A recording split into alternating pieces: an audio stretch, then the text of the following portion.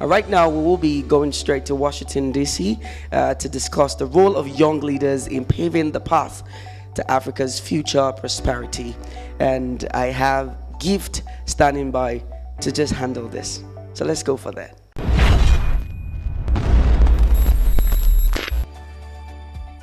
Today, we're going to be talking about emerging voices in governance and the creative industry. So for this session, our topic would be the role of young leaders in paving the path to Africa's future prosperity. My name is Gift David, and joining me to discuss this amazing topic is a special representative for Racial Equity and Justice Bureau of Democracy, Human Rights and Labor, Ms. Desiree Cormier-Smith, and Assistant Secretary of State for Bureau of Economics and Business Affairs, Ramin Tolui. Your name is quite easy. Thank you so much, guys, for joining in this session. So we're talking about the role of young leaders in paving the path to Africa's future prosperity. I mean, by current numbers, 70% of sub-Saharan African population is under the age of 30, right? Now, by 2050, 1 of 3 young people in the world will be living in sub-Saharan Africa, right? So these are the numbers. This session will focus on how young leaders can advance civil society, poverty reduction, economic expansion, and innovations throughout the continent. Now, so my first question comes to you, Desiree.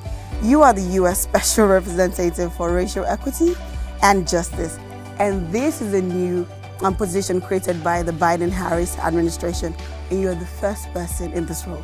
So I want you to talk more about this role. Why was this department created, and what is your role? What does it entail? Yeah, well, thank you for that question, and thanks for having us. Thank you so much for coming.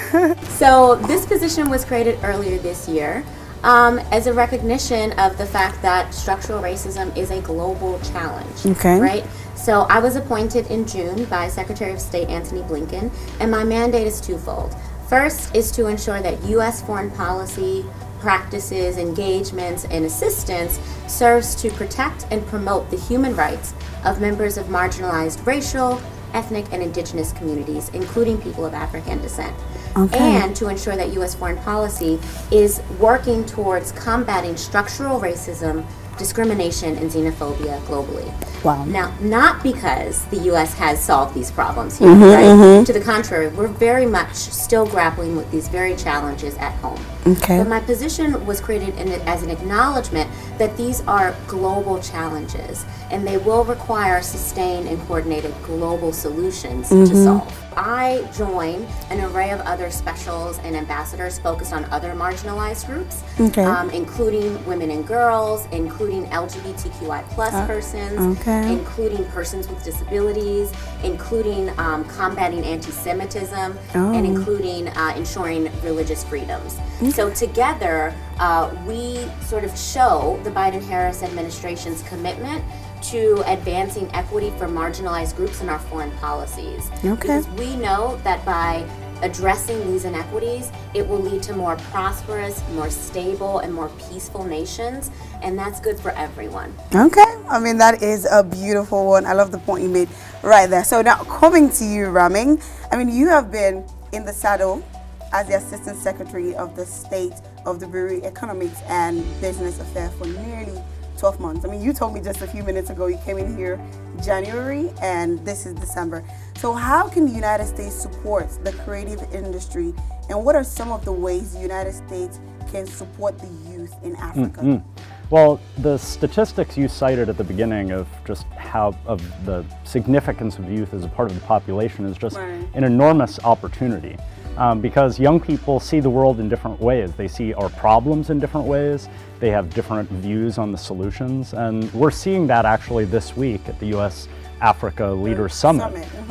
2 nights ago at the State Department, we hosted something called an Innovators Gathering. And one feature of that was a pitch competition where entrepreneurs from various countries in Africa presented their ideas for funding. And the winner was actually a company, Healthbotics, that's Nigerian, that is working on using technology to help improve maternal and child health, facilitate the blood transfusions, timely blood transfusions.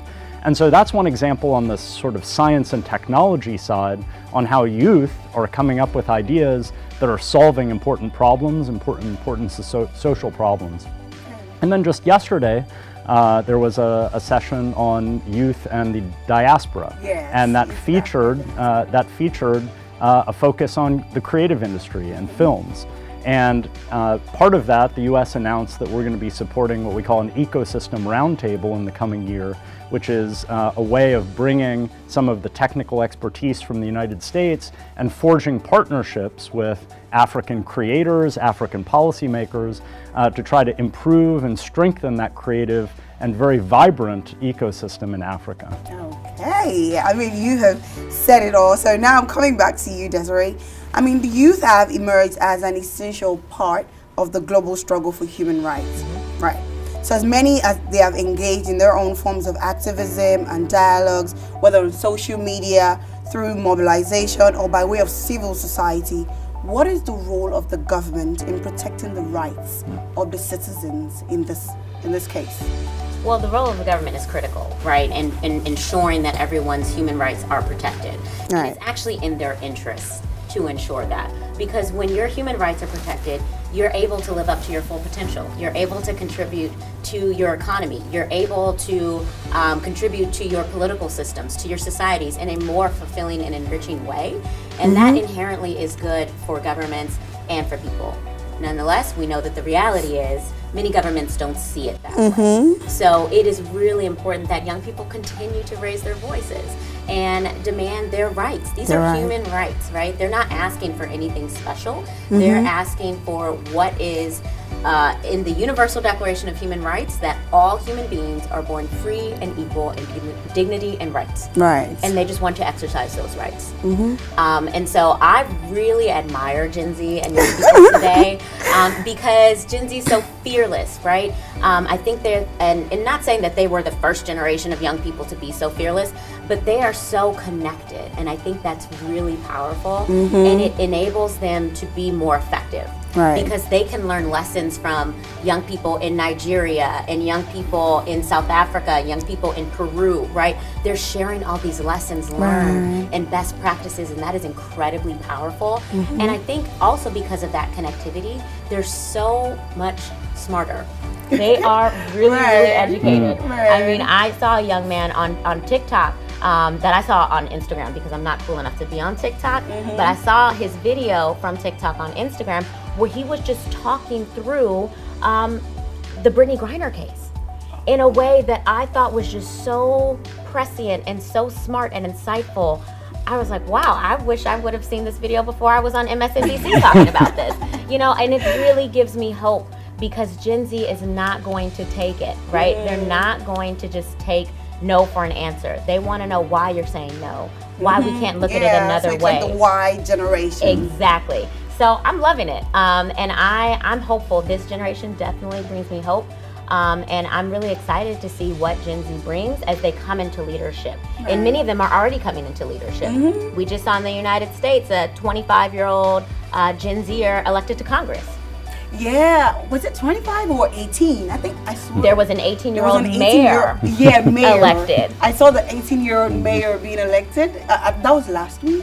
Yeah. And now the 25-year-old. Wow. That is a beautiful. So the focus is really on the youth and how much they are coming out of their shells to take major political positions. Right. I mean, these are some of the things that some people in the older generations could not do. At the time, you would have to wait till you're like 40 or 50 before you come out and say you want to contest for something or fully participate in political processes. Even voting, they have to wait till like you're 30 or something. Everyone, they try to shy away from it, you know, because of course it's none of my business. Those are the kind of things you hear.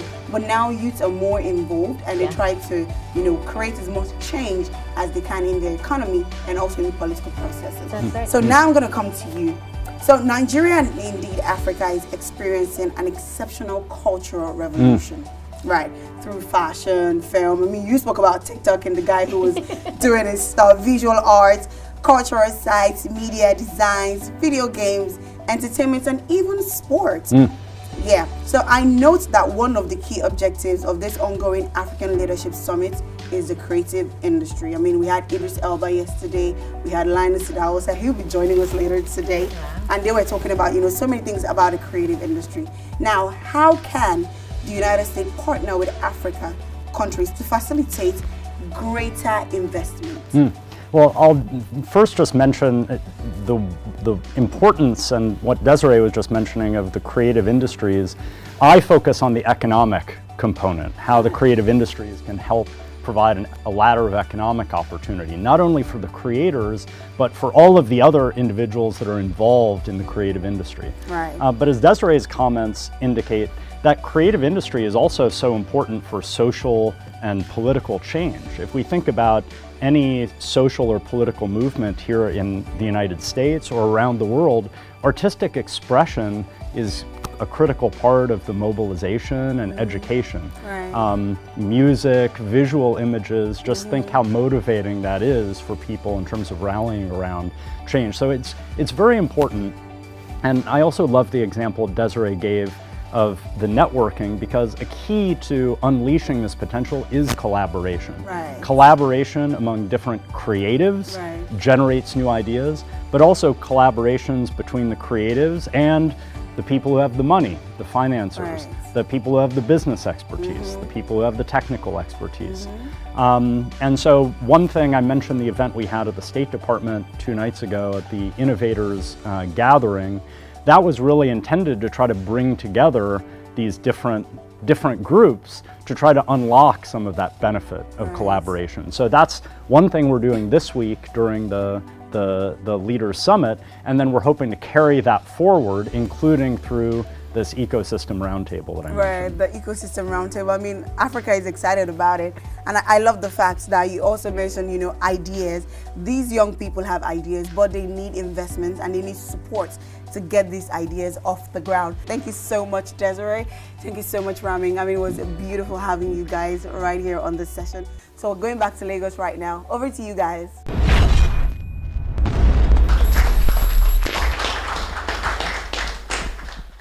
Thank you so much, Gift, Smith, and Ramin.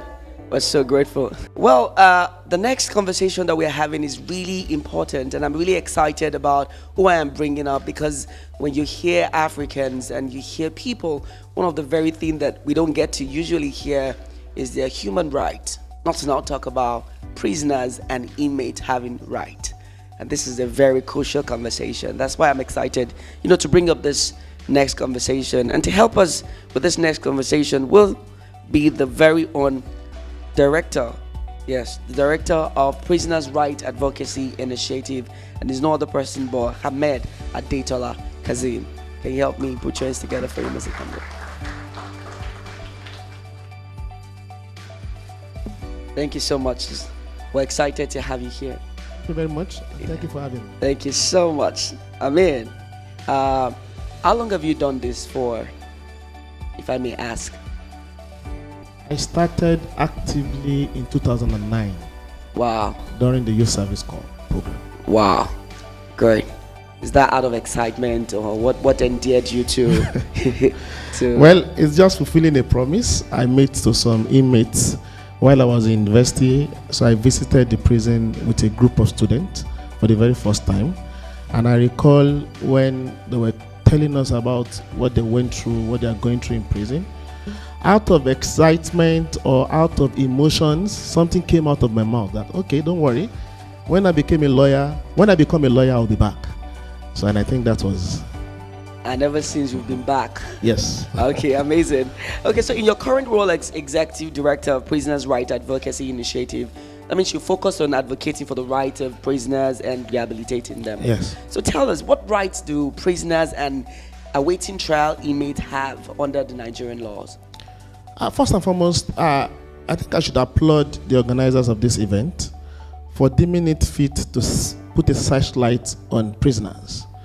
And I'm actually surprised, let me be very clear about that, because this is a very huge program for the US government and indeed the government, several governments of Africa.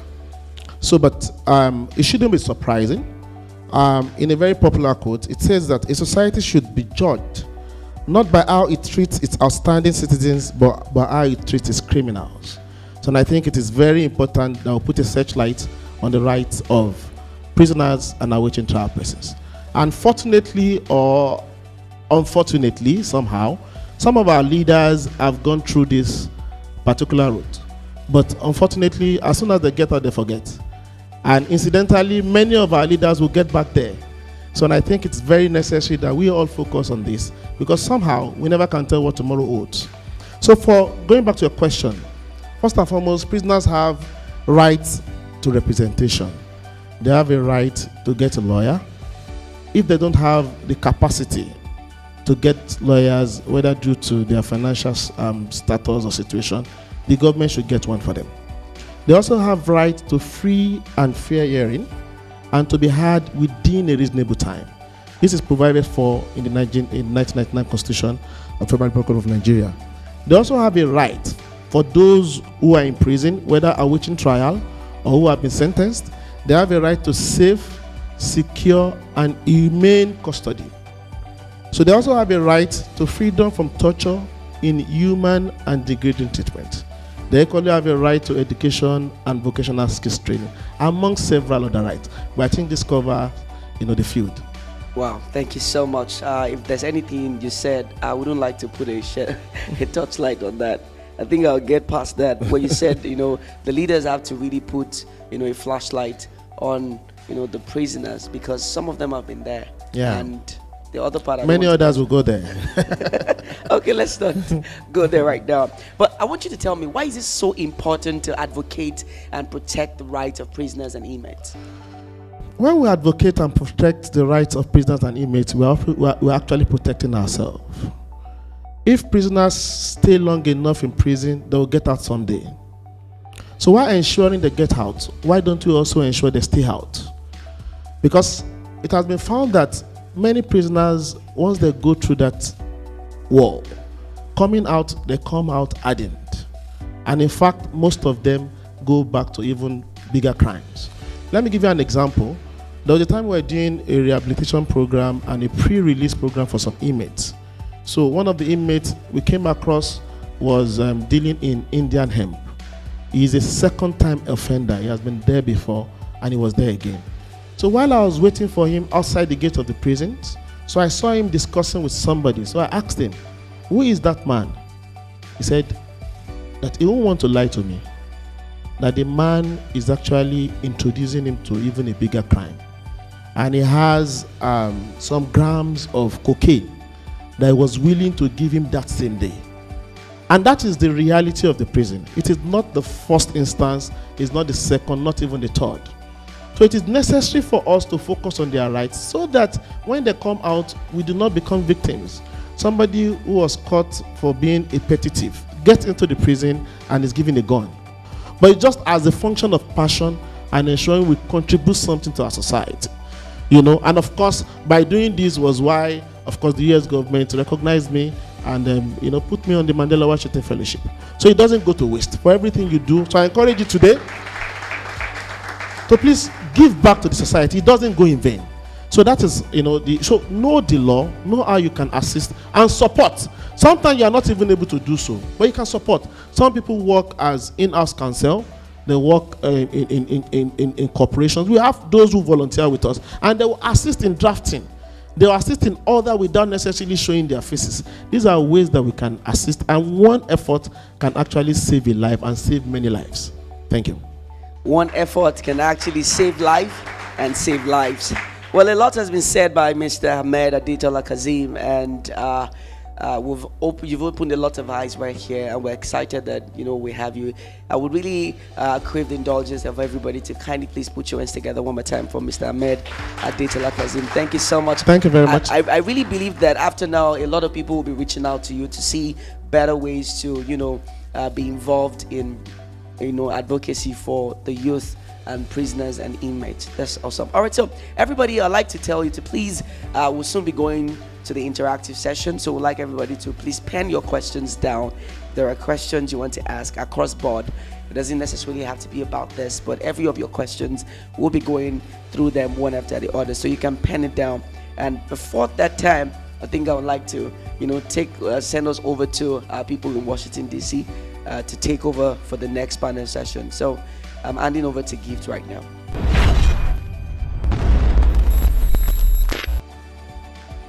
That was a great session, and of course, with so many beautiful points made right there. Shout out to you, Relax. Well done. And also to the panelists, you guys have done amazingly well. So right now, we are on to the second session right here, and I have my guest already seated with me.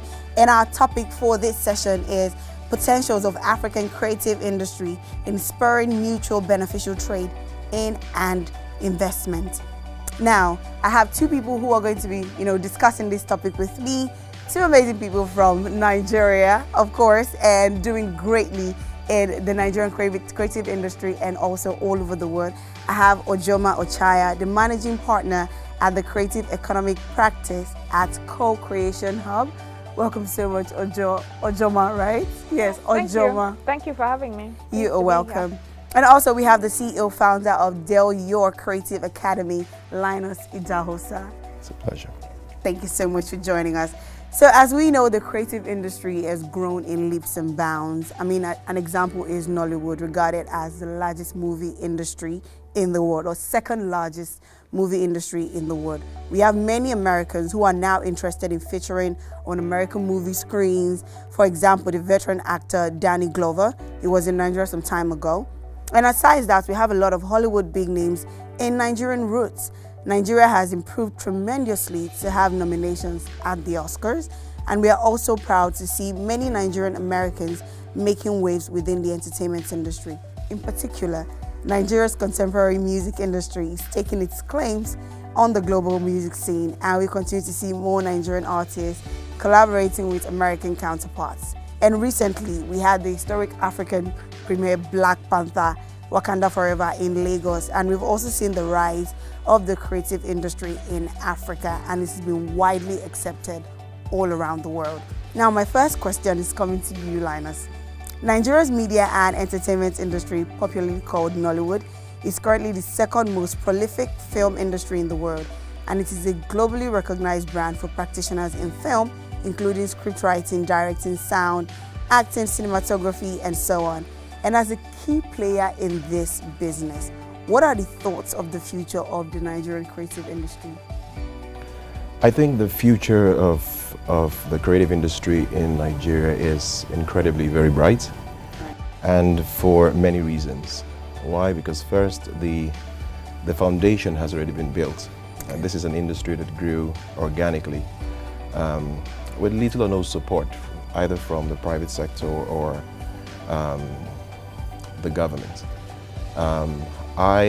This is an industry that I believe has set its foundation right, and for its future to project the successes that other industries have had over time, it is time for the right type of structure to be built to aid the growth of the industry. Okay. It is one thing to have a brand name, it's another thing to market that brand name and be able to create enterprise out of it. And so the role that the government and the private sector would have to play in this new phase for the industry is immense. Also, the fact that seeds have already been sown by young creatives across the country. As far as education goes, we're having quite a number of people who are now paying attention to capacity building efforts across the industry. Okay. You have a lot of young people who are now prolific content creators, and they are shaping the cultural strength and artistic flair of the creative industry. Where the attention needs to be focused on is enterprise and how they can convert these creative talents into companies and businesses that will help move the industry where it should be. And there are many examples of institutions that have done that successfully, especially here in the States, who have looked at their economy, their creative economy, and said to themselves, this is where we want to be in the next 4 to 5 years, and this is what we need to do. So isolating the challenges the industry has and providing a very clear-cut direction that will involve the right policies and then the right structure that will attract the kind of businesses and funding the industry needs to get to its next phase. Okay, those are some beautiful points that you have made. Okay, no, so now I'm looking at you, Ojoma, and this question is for you. So you have worked with a consultant for UNESCO on diversity of cultural expression, approaches on participatory governance, free speech and press freedom. In many countries in sub-Saharan Africa, there appears to be a shrinking civic space mirroring a global trend of restrictions being imposed on civil society, digital freedom, free speech, and press freedom. As an example, there has been a Twitter ban in Nigeria under the Buhari administration. What role can young people play in protecting fundamental freedom as we move closer to 2023 elections? Thank you for that question. So just to take a step back for a second, why is freedom of expression important in the arts? It's because the underpinning of any type of expression is freedom, right? As an artist, as a musician, I need to be able to sing about whatever themes I'm encountering. If I want to write a song about police brutality, if I want to write a song about corruption or anything that I'm seeing in my context, I should be able to do that responsibly, no doubt, but there should be that freedom to create and freedom to express. And so that's why freedom of expression is fundamental to any thriving creative economy, because it's the authenticity of that expression that leads to the uniqueness of the creative product. And that's what is in demand at the moment. The world is tired of seeing same old type of music or same old type of film. And so the aesthetic and the technical ability and so on are one thing, but the authenticity that comes from that freedom to create is another thing. So to your question about what young people can do to protect their freedom, I think one thing we have to recognize is that there's an ecosystem of support that needs to exist for those freedoms to exist. And I think the first thing I would say is it's not the job of young people to protect their freedoms. It is their job to exercise their freedoms, which are two slightly different things, right? And I'll explain what I mean. So in the case of governments, the job of governments, the different tiers of governments, the executive, the judiciary, the legislature, that's the job of government, to protect the freedoms. And if one arm is infringing on the freedoms, then the checks and balances should ensure that those freedoms are protected. But to your question about how young people can exercise those freedoms, I think it's about being active participants. And in the case of the creative sector, is using the voice that they have and the platforms that they've built to responsibly engage in the types of civic conversations, the type of civic dialogue that can promote participation, election voting as we draw closer to the elections. And I've seen some really good examples, like concerts where you have to have your PVC, your permanent voter's card, before you can gain entry. And that's musicians using the platforms that they have to encourage people to register to vote. Or, film people in film and other kinds of arts and culture, celebrities and high-profile people using the platforms that they have to engage that civic participation. So I think those are the kinds of things that young people can do, is exercising their voice and using their platforms to influence actions. And I think it's also the right to campaign and participate politically if they so desire. Right. And I think that, as you say, the civic space is shrinking, where we're so intolerant of opposing views. But I think that the arts, like music and film, do have the power to foster that kind of dialogue that's maybe easier to do through those artistic mediums. And I think the final point I'll make is there's another key player in this ecosystem, which is civil society. Okay, thank you so much for that. So talking about creating enabling environments, I mean, you are the founder of Delio Creative Academy, right? And you've been running this for some time now. And we have students and we have people in this sector who know the business. They just want to create movies, put their ideas out there, but do not understand the business of, production or film production. So what are the structures that your academy is putting in place to make sure that these guys don't run out at the end of the day after putting in so much money? Because this is what you hear, no profit, or investors will take their money and we have nothing left. And also, most of them, when they talk about distribution companies, that we'll talk about later. So at the end of it is little or nothing left for the production person. So what are the structures you have in place for these people so they don't burn out in cases like this? So I think for us as an institution, right, what we made up our minds to do was to create an ecosystem within the organization, right? First of all, being able to identify where the gaps are within the space and isolating them, we felt it was important for us to see how we could solve them internally before going out and proffering solutions either to the government or to other institutions. And we thought we had done it about 18 months ago, and that was why we started this Film City project. Now the goal is to have an ecosystem that bridges the gap between academia and industry. Right, to plug people who get trained in a particular way into the industry, just so that there is job creation, but also to circulate the skill set, so to attract creatives to be within the particular environment. They're learning, they're doing at the same time. They have a place where they can communicate and have, brainstorming sessions around the things they do. They have a place for content creators, individual rooms where they can do their own skits or whatever they want to do across board. Now, the idea is to use this as a pilot to understand what the challenges are and how these interactions occur across the different sectors within the industry, right? So, for now, we introduced the course of the business of production. I think one of the staff really attended one of our programs. I did too. You did? Yeah, business of film. Fantastic, exactly. I didn't even know that. So you're an alumni. You should be okay. This is why you guys should be promoting all of these things across board. Anyways, I mean, I meet people like this who have gone through the programs and all that. And the thing is, what you have learned there is the first phase.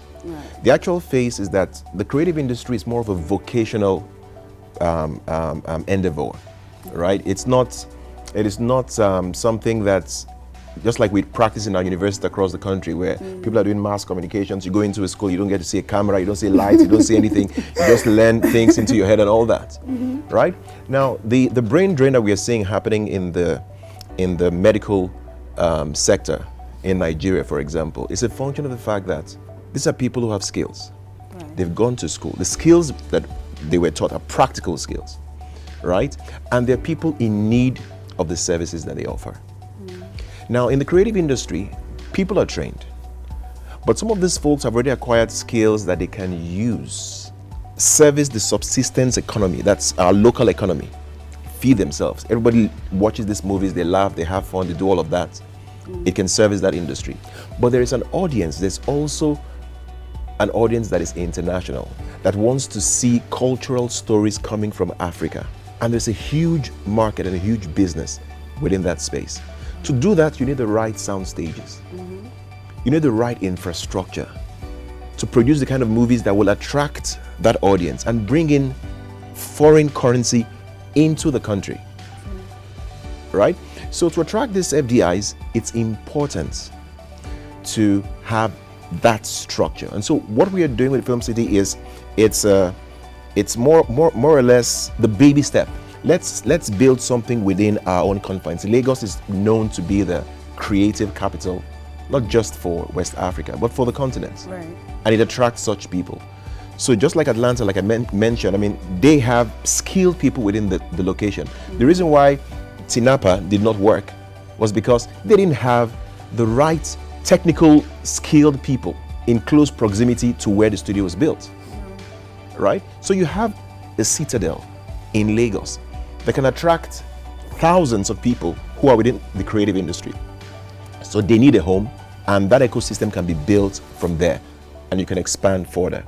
So what we are doing, to answer your question, is we are very methodical about how we're going about these things, and our alumni network, everyone who has passed through our program, in July of next year, they will all be engaged in a program that would help them connect them to industries across the country. It's been taking us almost 12 to 14 months to build. We've been talking and brainstorming around it, but sometime in July, that will be launched, and then you will get a general sense of why we've been doing this for the past 10 to 12 years this way. Okay, so it's going to be the same way, you know, the way we applied at the time. So it's free to all, or there'll be some kind of payment to tap into the... You will have to pay for it. You will have to pay for it. They will have to pay for that. No more free rides. All right, thank you so much for that. I mean, I've learned so much from this. I mean, education is very important, not just on the creatives end, also on the investors end as well. So it is very, very important for those who want to delve into this industry and those who are already there in the industry. Education is something you cannot overlook or overemphasize. So I'm sure you guys have learned something. Thank you so much, Linus, for joining us in this session, and thank you so much, Ojioma, for joining us on this session. It was a very insightful one. So at this point, we're going to throw it back to Lagos, Nigeria. I hope you guys have learned something. I'll see you guys after that.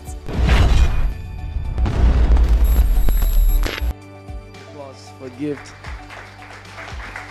That was quite insightful and amazing. Well, the truth is, Africans are extremely talented, but structure is the gateway for productivity. Structure is the gateway for posterity and profit.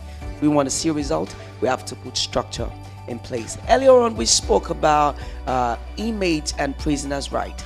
And right now, we're looking at something that looks just like it, but in another way. Now we're talking about promoting inclusion and disability rights. And to help me with that, I have two amazing personalities. Sandra Ezekwesili, senior radio host, Nigeria Info 99.3 FM, and Olushola Owonikoko, CEO Project Enable Africa. It's so good to have you both. Thank you. Amazing. So quickly we'll dive into it so as not to waste too much time. So I'll go with you, Sandra. I mean, in November, you participated in the Foreign Press Center International Reporting Tour on the U.S. midterm elections. Can you please describe your experience? It's great. Thank you again to the U.S. Consulate for inviting me to go on the tour. It was pretty great. We traveled to Arizona and then to North Carolina, where we essentially observed how Americans conduct their midterm elections. So every 2 years, Americans have elections to fill up some of their legislative seats. So the House of Reps, the Senate, and they did the same thing as well in November 2022. And the US government flew a bunch of journalists from all over the world, met a number of amazing journalists from Indonesia, Austria, Zimbabwe. It was pretty good to have all of these journalists with different media landscapes coming together to work on an election that is pivotal in a lot of ways, because as the beacon of democracy, America's democracy is really important for the rest of the world. And so when America is having high elections, everybody is paying attention, because especially if you're a democracy or you're an emerging democracy or you want to be a democracy, you know, because you realize if they get it right, perhaps we can get it right. You know, if they're doing something, perhaps there's something that we can look at and copy for ourselves that could make our own processes work better. So it was a great experience. We were in Phoenix, Arizona, and then we went to Raleigh and Durham in North Carolina. And while we were there, we had a chance to speak to actual politicians. We spoke to the county recorder in Maricopa, that's in Arizona. We spoke with Democrats. We spoke with NGOs who are doing a lot of work to protect the vote, to watch the vote, to get out the vote. Protect the vote was very interesting for me, especially because I didn't expect that there will be any protection of votes required in the US of all places, you know. Protect the votes, that's something you expect when Nigerians are voting. But here I am in America reporting on their midterms, and a lot of the groups that we spoke to were talking to us about voter intimidation. They were talking to us about people who were trying to suppress votes, who were trying to ensure that people could not come out to vote. So that was quite interesting to observe. But what was also impressive was all the groups who were doing really hard work to make sure that those people who want to intimidate voters, who want to steal the votes, are unable to do it. Talking about something we can copy from that part of the world, I think we can really use something like that, especially in the coming elections. Okay, talking to Mr. Olushola, you founded the first ever disability-focused digital hub in Nigeria that improves the access of persons with disabilities in ICT skills, opportunities, and assistive technologies. So what inspires your disability rights activism, and how rewarding is it to be a part of something that influences changes for marginalized groups? I think it's also very strategic that disability conversation is held, or we are having it at this time. It goes to speak to not just the commitment of the US government to this specific issue, but the progress we are making as a country in terms of disability inclusion. I have worked in disability inclusion for 8 years now, and a lot of people are curious to know because they don't see me with disabilities. But then, for me, at the point when we started in 2013, 2014, it was really about I was just starting my career as a development practitioner, and I wanted to focus on what I thought was the most marginalized group, the group that everybody tend to look over. You know, it's easier for people to work, you know, on youth issues, on women issues, and those are really important issues. But the community of persons with disabilities are the most marginalized in the world. 15% of our population live with a form of disability or the other. And there's a statistic that we usually do not like, but it's the fact that 80% of every one of us will most likely have a disability in our lifetime, either temporarily or permanently, at least due to old age. So really, when we promote disability rights, it's not just for persons who already have disabilities. We're also literally working for ourselves, for our old parents, for, you know, anything that can happen to us. And really, if we are concerned about the development goal, the biggest promise of the Sustainable Development Goal is to leave no one behind. And look at this data. There are currently about 80 million Nigerians living with disabilities. 15% of Nigerians in total are persons with disabilities, and disability and poverty are closely related. Basically, we would not be able to address poverty issues without addressing disability issues, right? So that's the given. So for me then, and of course for our team, is about what can we do to make it better, to make it easy. There were so many other issues we could take on, but we decided to take this on, and we've made significant progress in the last 8 years. And you know, part of that is setting up the Disability Hub. When we started in 2013, the very first opportunity we got was the Carrington Youth Fellowship Program.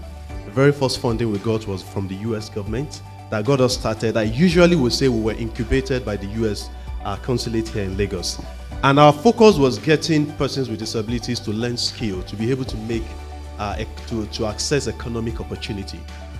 But then we soon realized that the challenge wasn't the fact that persons with disabilities could create things, it was the society that was a problem. Amazing. Thank you so much. I feel like we should give another round of applause to the US consulate. I mean, they've done so well. Thank you so much for that. Now, Sandra, if you check very well, the youths constitute about 70% of Nigerians' more than 200 million population. This coming election, do you think the Nigerian youth will actually come out in large numbers to participate? The reason is, we usually know that the youth make a lot of noise on social media, that they're on Twitter, they're everywhere, they're making noise and all that. And when it's the day for the election, we find them at home watching movies. Some are even playing ball, you know, on the road. So do you think this time it'll be different? First of all, I think it's very disrespectful to young people to say that they're just making noise on social media, because a lot of what people dismiss as noise isn't noise. It is getting people to move on decisions that have been taken that they disagree with. A lot of the time when they get online and they make noise, government pays attention. Government paid so much attention, they had to ban Twitter. They only unbanned it when it was time for campaigns. If it was just noise, government would not ban that social media platform. The only reason they banned it was because they realized this is such a powerful tool for holding government accountable. And what is democracy? Is it not holding government accountable when they're doing things that you disagree with? So that's the first point. The second thing is, young people are showing us every day in this election that they're serious about 2023. Young people are the reason that there is a credible third force movement in the country at the moment. Young people are the reason that the old guard is paying attention to what's going to happen in 2023. Young people are the reason that we don't have people taking pictures of themselves eating corn anymore. We don't have people taking pictures of themselves frying akara. We have people showing up to serious conversations to talk to Nigerians about what their plans are if they win election in 2023. Now, young people also made up a huge percentage of the people who registered to get their voters' cards for the elections in 2023. So if you're paying attention, and if you're not being dismissive, and if you're not wearing the glasses of the past, you'll realize that young people have actually moved beyond we want to make this happen, and they are now making it happen. And so in 2023, are we going to have all of them come out and vote? Maybe not. But we will have a sizable number of young people who will come out to vote. We will have more young people voting in this particular election than in previous other elections. But there are no elections in the world where everybody comes out on election day to vote. Now, there are countries that make it illegal to not vote on election day. I think countries in Europe, I don't remember which ones now, where you have to vote, it's mandatory to vote. Now, until we do that here, people can choose to vote or not vote. But are we going to have young people come out on election day and vote? I believe we are. They're talking about it everywhere. We say they are online, but are you not online? Am I not online? Are you not online? Everybody in this hall, show of hands, I'm not online. Show of hands, not online? I'm not seeing any hands. And these people who are online making noise are in this room at the moment, listening to Sandra talk, listening to my good friend here talk, listening to all the other speakers that we've had before talk. When they go home, they'll have the conversations with their cabman. They'll have the conversations with their family members. Those people, maybe they're online, maybe they're not online, but they're real people. And the conversations they're having online are shaping their opinions, their perceptions, and affecting them in real life. Wow, that's amazing. So call it noise, but you have to continue doing what you do, because whether you like it or not, the government is paying attention. So if they like, they can tag it noise. You know what you're doing, because you can see the result and it's shaping things exactly. All right, so can you help me appreciate Sandra and Shola? It's been an amazing conversation. Hi, my name is Irvin Masinga. I'm the Principal Deputy Assistant Secretary for the Africa Bureau in the Department of State. Really, that means I'm the COO. I'm the number 2 in the Africa Bureau at State Department, and I'm really excited to be here with you today. Importance of and significance of the Africa Leaders Summit, it's hard to overstate. So not only is it an opportunity for us to meet with 50 leaders from around the continent, talking about a huge range of issues from economic development to climate change to feeding the future and agriculture, and democracy and human rights, but it's also an opportunity for us to showcase our commitment to Africa's youth, the fact that Africa's youth are going to be in a position of leadership in not just in the future, but starting immediately. And the U.S. is committed to partnering with Africa's youth, providing jobs and job opportunities, working with Africa's youth related to democracy and rule of law, and of course, leadership. African youth represent the majority of the population in Nigeria and countries around the continent. So if African youth are disconnected from governance, that means that governance isn't as strong as it can and needs to be. We know that sometimes youth, be they in Africa, be they around the world, can feel disconnected from decisions made by people much older than they, and where they don't feel as if they have the tools at their disposal to make meaningful decisions. Well, we, as the U.S. government, are committed to working with youth throughout Africa and Nigeria to promoting opportunities both in the civil society space and the government, in faith institutions, etc., for youth to have the opportunity for leadership. Just like youth needs to have the opportunity for economic development. It can seem frustrating, just like it can seem frustrating around the world here in the United States for you. But we know that it's your passion and your commitment to the future. Message to Nigeria's youth: one, your participation is highly, highly encouraged. Without the participation of Nigeria's youth, the election won't be as strong as it needs to be for Nigeria's future. Second, we look forward to partnering with whoever wins. The real process, or the real objective, is a good process that produces a result that the Nigerian people all accept. And we stand ready to work with whoever the people in Nigeria select to tackle the various and complicated problems that Nigeria faces, that the United States faces, and that the globe faces. Nigeria is the biggest country on the continent, and with your energy and your passion and your size and importance, we can do so much together. And we can't wait for the election to produce that leader that is going to be standing shoulder to shoulder with our president and the leaders of our government to tackle those problems. Participating in civil society, creating structures in civil society so that the voice of the youth can be heard by those in power at the national level and state level and even city and municipal level.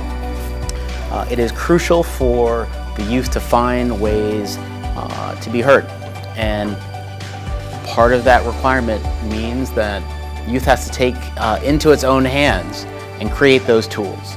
Sometimes that can be frustrating, sometimes it's not very clear how do you begin. But it's incumbent on international partners such as the United States and older leaders in your country to make the opportunities for youth to participate. Without that connection between the youth and society's direction, society can't move forward as effectively and as resolutely as everybody needs it to be. The United States is committed to engaging with all of the major candidates who are standing for the election to convey to them and political parties and the entire country that we have no dog in the fight. We do not favor this, that, or the other candidate or party, but we favor the process. And we look forward to working with whoever the process determines is going to be the winner. That's our message. That's our message privately, and that's our message we convey directly to you. Most recently, there has been a reinvigoration of youth participation in politics, governance, and human rights advocacy around the world.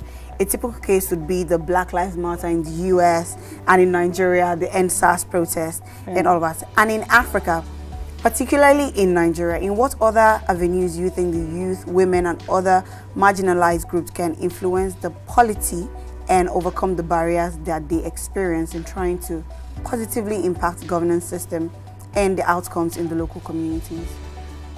I think the youth should get involved in politics, right? And I don't mean not necessarily running for office. That's also good. But even volunteer, find out who is your representative, who's your senator. Do you even know? A lot of people don't even know. They don't know beyond the governor and the president. Exactly. And that's it. Find out who that person is. Go volunteer for them. Okay. Work on their campaign. Find out what it is that their issues are, right? And I think this is one of the things that a lot of people in Nigeria, and this applies for other places in Africa where the political systems are weak, think participating in government or in the politics means opposing government. It doesn't always have to be in opposition. Sometimes you can learn, Because the more you learn about how things are on the inside, then the more you can criticize from a place of knowledge, right? And substance. So I would say just go and get involved. Okay, getting involved. So finally, my last question to you: why is it important for young people? You're talking about involvement in the social justice movements and organizations, and how can young leaders begin to have faith in state institutions like law enforcement, judiciary, etc., to better address human rights violations? So I would say first, I think the onus is on the state, the government, to make those institutions worthy of faith, right? That's what that's where I think. But I think the onus is on them and our political leaders, right, to more clearly communicate, show accountability all across the aisle. That's how you're going to get greater confidence in these institutions. But young people again, when I said, like I said, getting involved in politics, get involved in the justice system. Go and work in your local court. Volunteer for a judge, right? Because you're not going to understand the complexities of those institutions just from being on the outside, right? And then when you get involved and you learn more about what's wrong, then you can actually propose solutions, right? As opposed to we're all just sitting there complaining, this doesn't work, it's true, it doesn't work. And like I said, the onus is on leaders to figure it out. But the leaders need responsible followers, right? And informed followers. And at the end of the day, our leaders reflect our priorities. What we tell them, what they think is important to us, is what they're going to respond to. And we're only going to know exactly what we think should change if we go and experience it, right? Rather than criticizing from a point where you don't really have, information. I love the part where you said you need to get involved so you can learn and understand. So when you're saying anything, you're coming from a point of education. Like you already know what the judiciary system is all about. So and you know what the faults are, you know what the weaknesses are, and you know why things are happening the way they are. So it's easier for you. I mean, thank you so much. You have made such beautiful points, Amaka. So at this point, I'm going to let you leave and we can throw you back to Lagos. Thank you so much, guys. Okay, at this point, I would like to bring up our very own Consular General, one of the most handsome men on the surface of the earth. Can you help me appreciate Mr. Steve Williams as he comes up? You're welcome, sir. Amazing. So one more time, I need a round of applause for Mr. Steve Williams. Thanks.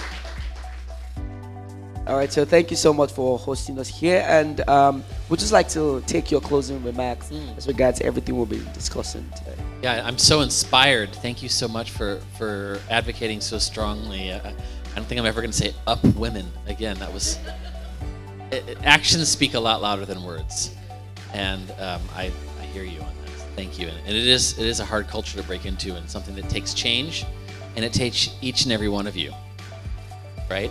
One thing, I'm a big advocate of what I call extreme ownership, which means you have to own the problems that are in front of you.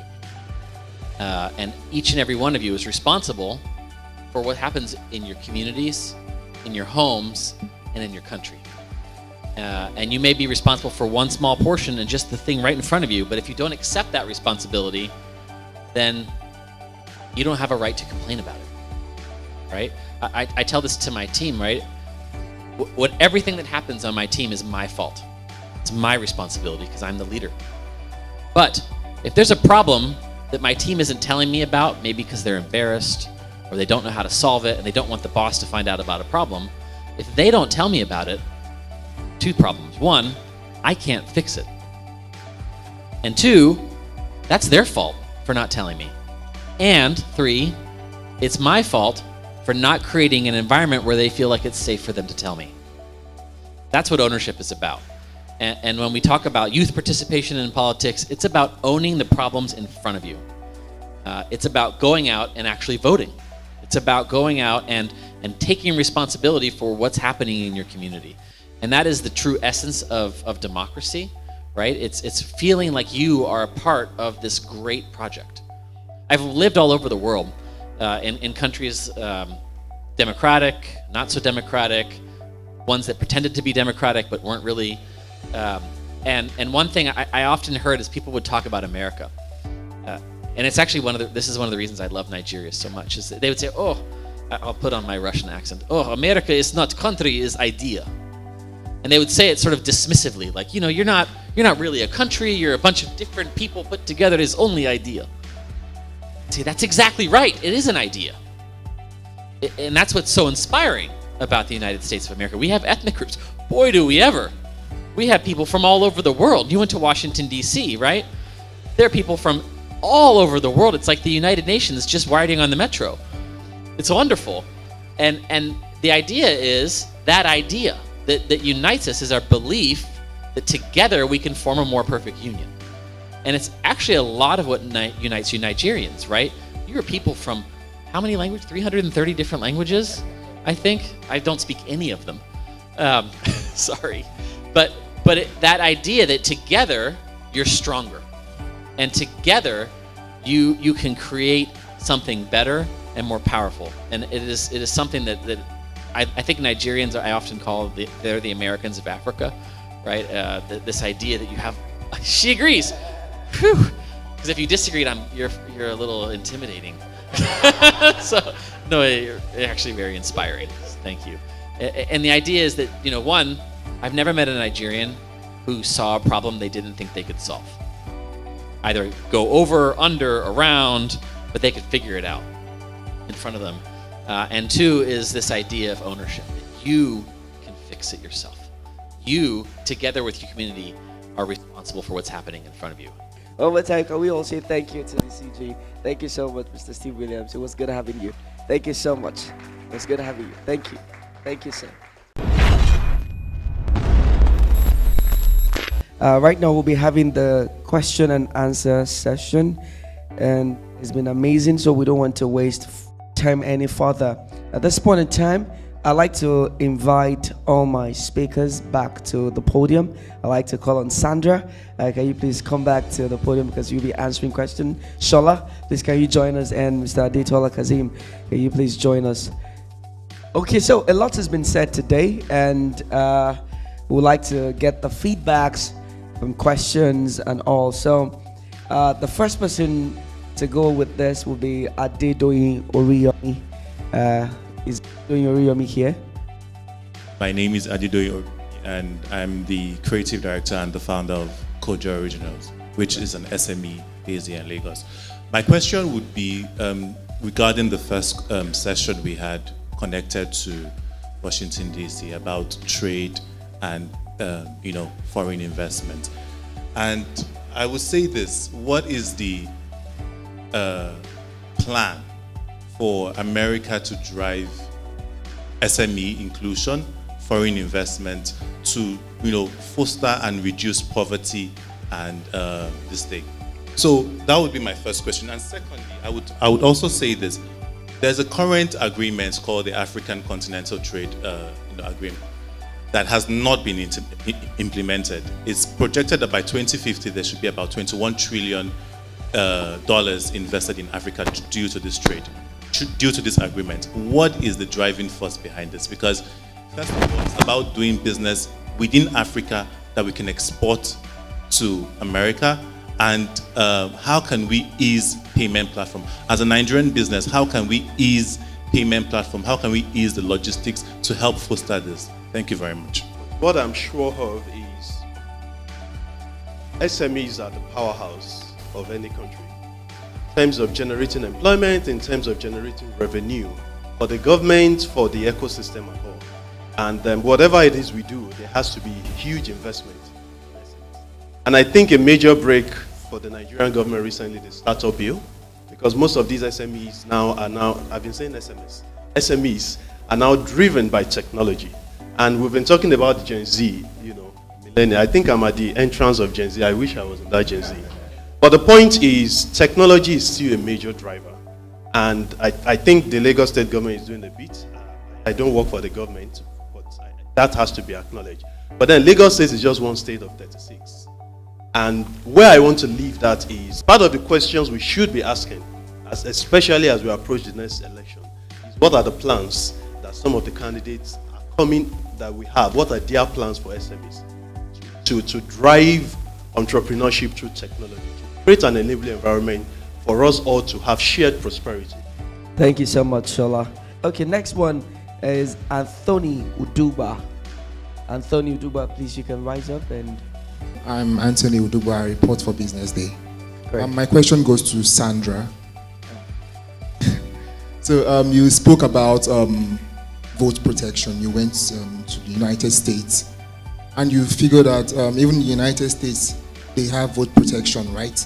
So how can we, as young people in Nigeria, adopt vote protection? Is there like sort of, can we do like a group?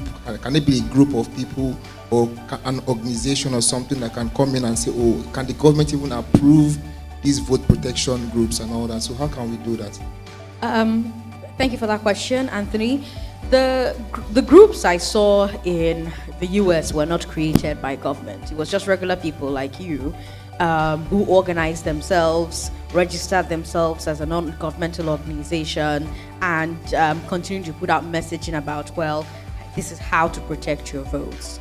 Now, what can we do here in Nigeria? The first thing to do is to come out on election day. Like, there's no stronger protection of the votes than coming out on election day in your numbers.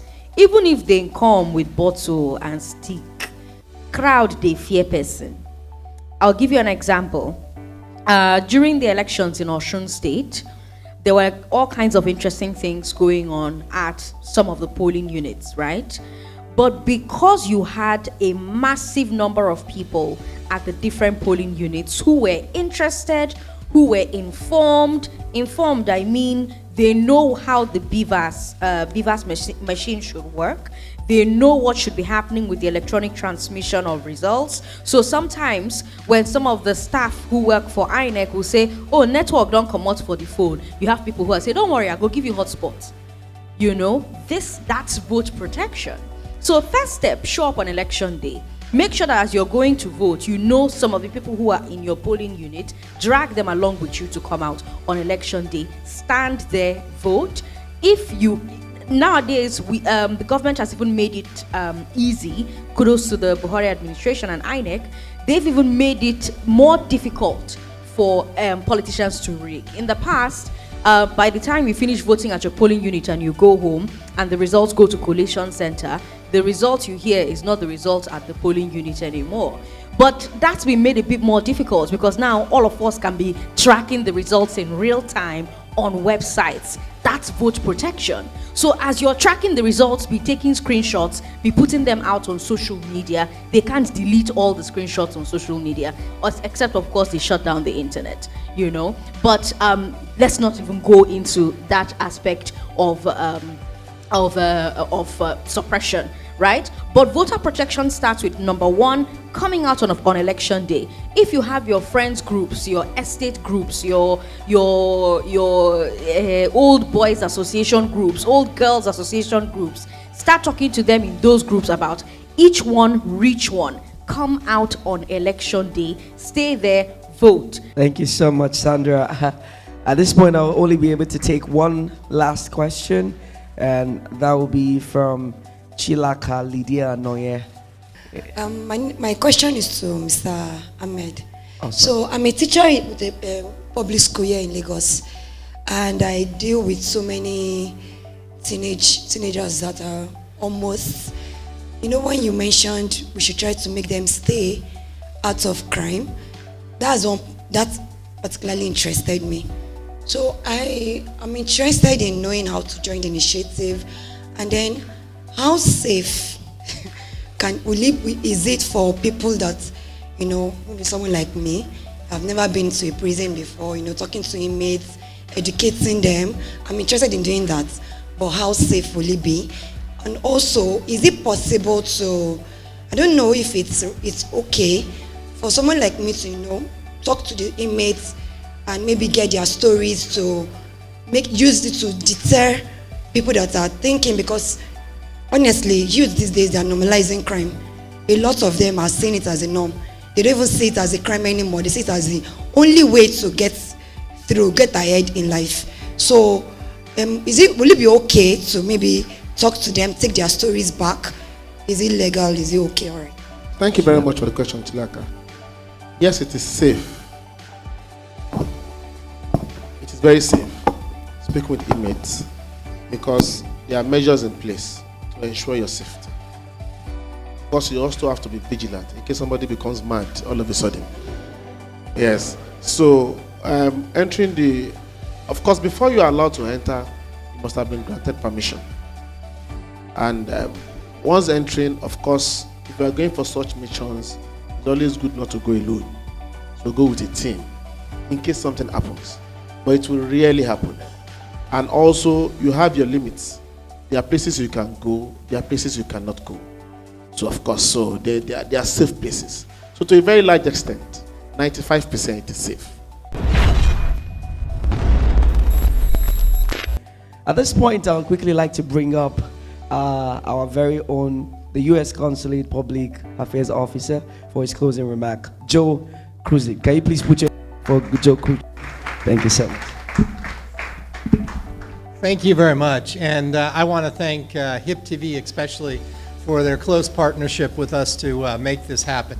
HIPTV is really, and we're going to do a lot more with HIPTV. They reach an audience that's very, very important to Nigeria, to Africa, and to the United States as well, the youth population.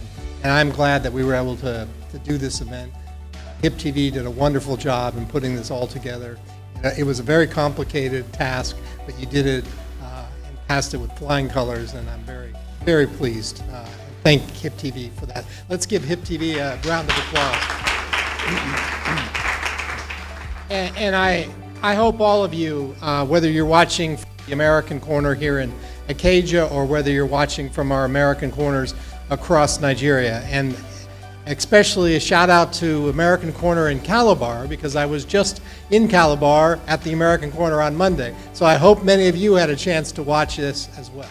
But I think that you had an opportunity to see the full extent of the U.S.-Nigeria, the U.S.-Africa relationship, all the opportunities that this unique U.S.-Africa Leaders Summit that's going on this week is going to offer for the continent and its relationship with the United States. We have a great partnership, and we're going to continue to strengthen it, and we're going to continue to create opportunities for both of our peoples across the world so that we can both become very prosperous countries and continue to protect our democracies and our human rights as well. And I think you had a great opportunity to see that in the discussion on governance and on civil society. We couldn't have had a better panels and leaders and representatives of that sector in Nigeria than what we had today. So again, thank you for your participation. I want to thank Washington and all our participants from the State Department and from civil society there as well. So thanks all of you for coming today, and I wish all of you a great summit in Washington, and for the people of Nigeria, we wish the people of Nigeria a very successful democratic election in the early part of next year, in February. And as the Council General said, we have no candidates. We do not back a candidate or a party in this election. We want to see free, fair, credible, and peaceful elections. Okay. Thank you. Thank you so much.